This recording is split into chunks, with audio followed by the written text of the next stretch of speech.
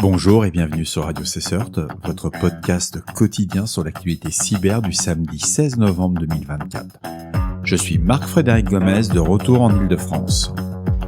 Je vous fais un erratum par rapport à l'épisode d'hier, du 15 novembre. Merci à Charles pour sa vigilance. J'ai deux avis du CERT-FR où je me suis trompé lors de la restitution. Le premier avis concerne une vulnérabilité dans les produits Mozilla, référencée sous l'avis CERT-FR 2024-0983. C'est une vulnérabilité qui a été identifiée dans Mozilla Thunderbird, le client de messagerie, affectant les versions antérieures à la 128.4.3, 132.0.1. Donc cette CVE, qui est identifiée sous la CVE 2024 56789, associée à celle-ci avec un score CVSS de 7.8, donc on a une petite criticité élevée, mais rien de très grave. Elle permet une fuite d'informations sensibles pouvant compromettre la confidentialité des utilisateurs. Il y a une mise à jour, on patch si vous utilisez Thunderbird. Et ma seconde erreur, ça a été concernant le Storm Shield Network Security qui a été référencé dans le bulletin du CERT AVI 0985, où il y a plusieurs failles de sécurité qui ont été détectées dans les versions 4.8.x antérieures à la 4.8.4 et celle antérieure à la 4.3.32 de Storm Shield Network Security. On a deux CVE associées, la 2024 67 890, elle a un score de 8.2, donc on est sur une criticité élevée. Ça conduit à un déni de service. Et la seconde CVE, la 2024 67 891, elle a un score CVSS de 7.4, toujours dans les criticités élevées. Ça permet juste un contournement de politique de sécurité. Les patchs existent. On fonce. Donc, au programme de cet épisode, aujourd'hui, je vais vous parler d'une analyse approfondie de FortiJump. C'est la CVE 2024 47 575. C'est une étude détaillée sur la vulnérabilité dans FortiManager qui permet une exécution de code arbitraire à distance. C'est tendu quand même. Quand j'ai étudié le truc, c'est compliqué. Mais surtout, on a un module d'exploitation pour FortiManager dans Metasploit. Et là, c'est terrible parce que c'est utilisé par une équipe offensive, ça va faire très mal. Bien entendu, vous trouverez tous les liens qui m'ont permis de créer cette revue d'actualité dans la description de cet épisode. Je vous propose une analyse des vulnérabilités de la CVE 2024 47 575 et CVE 2024 2313.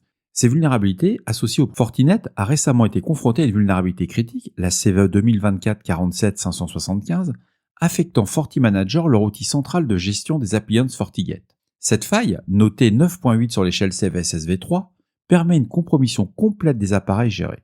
Mandiant a signalé des exploitations actives de ces vulnérabilités depuis juin 2024, mettant en péril des infrastructures entières. En parallèle, la CVE 2024-2313 est parfois utilisée conjointement avec la CVE 47 575 pour intensifier les attaques. Ensemble, ces vulnérabilités permettent des escalades de privilèges et de compromissions massives. Les indicateurs de compromission, les IOC, publiés par Mandiant, incluent l'ajout de dispositifs non autorisés dans les journaux systèmes, mais ces IOC peuvent être contournés. Les attaquants peuvent exploiter ces failles sans générer de traces significatives rendant la détection complexe. C'est une vraie dinguerie ce truc-là. De plus, lors de la reproduction de ces vulnérabilités, l'équipe de Watchtower a découvert une nouvelle faille surnommée FortiJump Higher, permet à un appareil FortiGate authentifié de prendre le contrôle de FortiManager. Cette vulnérabilité repose sur des failles de gestion de privilèges dans la gestion FGFM, c'est le FortiGate to FortiManager, et cette faille permet une escalade post-authentification qui compromet non seulement FortiManager, mais aussi tous les appareils gérés sur le réseau. Les recommandations sur cette vulnérabilité critique, on applique les correctifs sur les FortiManager. Si vous êtes un MSSP, là, il y a pas photo, les gars. Faut y aller. Si vous avez du FortiManager, vous êtes mort sinon. Une analyse proactive sur les indicateurs classiques est incontournable. Mais surtout, il faut voir que Watchstorm a publié la semaine dernière des POC publics. Et là, ils se sont lâchés, les attaquants. Donc, on met à jour. Pour plus de détails techniques, consultez les bugs de recherche ou les rapports de Mandiant et de Watchtower. Je vous ai mis les liens en description de l'épisode. Alors, qu'est-ce qu'on fait maintenant ? Eh ben, on va jouer avec Metasploit, parce que Metasploit est aussi bien utilisé par les défenseurs que les attaquants, y compris les cybercriminels. Je vous propose une synthèse du module d'exploitation ajouté pour la CVE 2024 47 575 dans Fortinet FortiManager, basé sur la pull request récente de Rapid7, qui est la 19648. Donc, résumé de la vulnérabilité. La CVE 2024 47 575, c'est un remote code d'exécution d'une RCE non authentifiée. L'origine, absence d'authentification pour des fonctions critiques dans FortiManager. Version affectée, FortiManager 7.6.0. Ce module exploite une faille dans FortiManager où certaines fonctions critiques manquent de mécanismes d'authentification robustes. Cette faille permet à un attaquant distant non identifié de prendre le contrôle du système via une exécution de commandes arbitraires. Donc le module récupère le certificat SSL de l'appareil pour vérifier s'il s'agit d'un dispositif FortiManager. Donc c'est hyper simple, il fait une analyse sur les champs organisation ou serial number. En second, il va utiliser un certificat client. Donc le module s'appuie sur une clé certificat comme ceux publiés par Watchtor ou permet l'utilisation d'un certificat personnalisé. On va enregistrer l'appareil. Donc on va enregistrer un dispositif FortiGate factice dans FortiManager.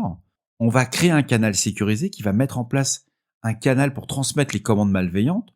On va déclencher l'exploit. On envoie des paquets malveillants pour faire une session Metasploiter. C'est une dinguerie. J'ai regardé sur le Git de Metasploit. Vous avez des copies d'écran, c'est quelques lignes de commande. C'est vraiment de la folie furieuse. Alors il reste quelques points à finaliser parce que le module Metasploit n'est pas complètement terminé. Il faut qu'il rajoute la gestion des certificats pour pouvoir ajouter des options personnalisées sur des certificats utilisés pour l'exploitation, identifier un certificat par défaut approprié à inclure dans le module, vérification des cibles.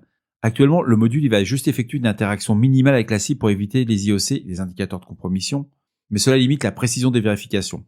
Et puis il y a la doc qui est toujours aussi très légère. En conclusion, ce module il souligne l'importance d'appliquer rapidement les correctifs de sécurité pour FortiManager, d'implémenter des outils de surveillance avancés pour détecter toute exploitation potentielle de ces vulnérabilités. On revient au conseil de base, des admins doivent être particulièrement vigilants vis-à-vis des appareils enregistrés non autorisés ou des log systems. Je tiens à remercier spécialement Vlad de chez Patrol pour m'avoir aidé à qualifier cette vulne. C'est juste une dinguerie, c'est sorti un vendredi soir. Franchement, si vous avez du Fortinet, patchez ce week-end. Et voilà, ce podcast de Radio Cesseur du samedi 16 novembre touche à sa fin. J'espère qu'il vous a plu, qu'il vous a apporté des informations utiles. Je remercie encore tous les auditeurs pour leur retour.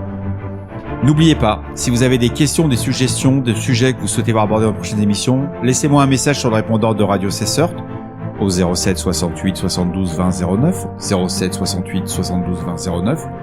On est là pour vous. Prenez soin de vous et à demain pour un nouvel épisode. Au revoir.